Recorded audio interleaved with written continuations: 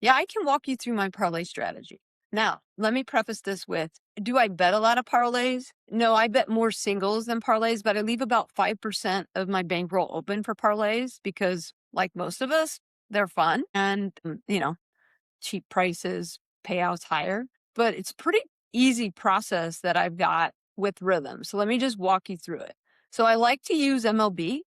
And if you're betting MLB, and this is props, so I like to do MLB props, parlays, and I stick to 2 to 3 legs. And then this is how I build my legs. It's very simple. I go into Rithmm, and I'll do it right now. I click on recommend. So there's smart signals, there's parlay pieces, and there's recommended. I do recommended, and then I also filter parlay pieces. So I just click on those 2 signals, and then all the recommended parlay pieces pop up. And it's like, what is a parlay piece? Parlay piece is super simple. It's anything that Rhythm's model has at least a 60% win probability or chance of winning. And then it's obviously there's a positive edge versus the sports book. And then the other identifying factor is it's hit 7 out of the last 10 times. So here's what I look for. I go in and I actually find like the juiciest prices because I would never bet them alone. So let me walk you through one. Like right here, Julio Rodriguez today. If I bet Julio Rodriguez, he's a minus 226. That's really expensive, and it's past kind of what I do.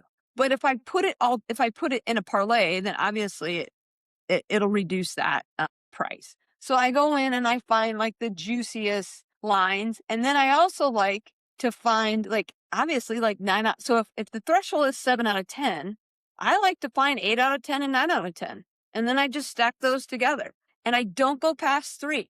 Like that's the highest I do. I mean, have I done some like really dumb ones where yes, for like $1. But like if I'm doing this seriously, 2 to 3. So right now that's what I would do. I'd go in, look at recommended parlay pieces, look for last 10, 9 to 10. I literally just there's a little cross button. You hit that, goes to your bet slip. So let me just do that right now. There's a 9 to 10, Nico Horner for the Cubs. Here's another 8 to 10. Looks like Michaela Garcia. I'm hitting that. So that's a 2-leg parlay. And then here's Trey Turner. I'm going to hit that. That's an 8 out of 10. So there's my 3-leg. I literally hit my bet slip and I'm going to send it to the sports book. And right now, the best available is on DraftKings. And so I click DraftKings, I have an account there, and I send it, and I put, whatever desired amount I want on it. And that is my parlay process. I follow the same thing, but what I like to do, and maybe this is just personal preference, is like looking at it from the list. Sometimes I like to view it in my bet slip together. So like I might like queue up a bunch of things. Like right now when we filtered a parlay piece and recommended, we've got 8 predictions, right? And I'll queue up like a bunch of them into my bet slip, and then I pull up the bet slip view.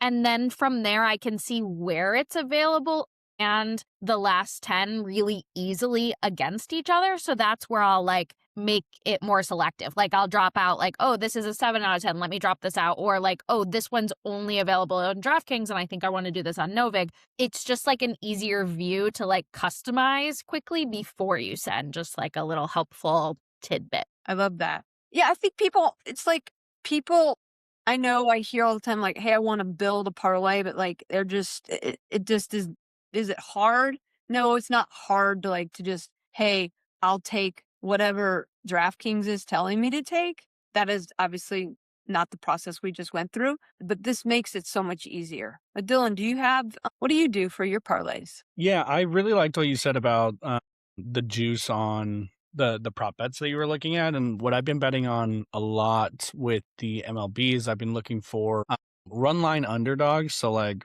whoever's run line is a +1.5. Mm-hmm.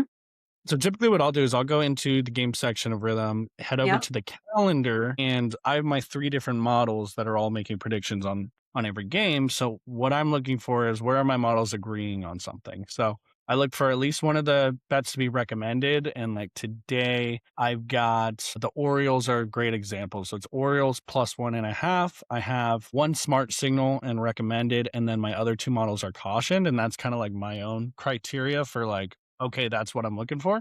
and that's at -174. So what I've been doing is I'll look for 2 to 3 of those guys. So today I have the Orioles +1.5 at -174.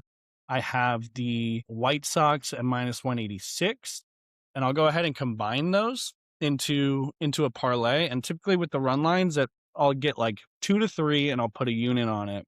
And then I also sprinkle on their money line as a parlay too. And that's kind of like my little flyer, because it's like, if they're going to lose by 1 and it's going to hit, then I'm going to sprinkle on all 3 of the teams to win as well, especially if the models like it. Yeah, that's what I've been doing to kind of combine things. Yeah.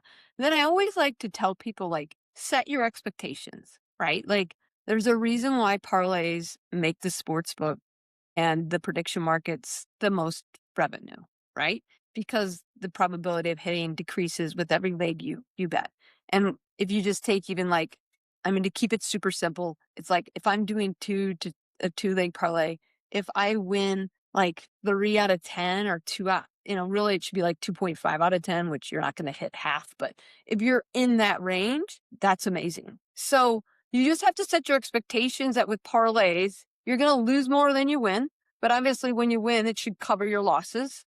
But that's like just something that I noticed that some sports bettors or people that are just getting into sports betting, like they're like, oh man, I missed that parlay again. And it's like, oh, you need to get used to saying that, because you're going to miss that parlay more than you're going to win it.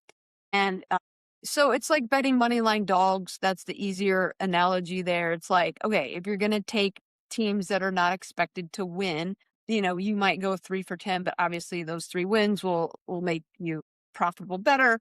Your win rate will be lower, but your ROI will be higher. Things like that. It could be in the green. So I just want to always shout that out. Like you're gonna lose more parlays than you win, and think of it in like a group of 10. Can you get 2 to 3 to win? And then you're good.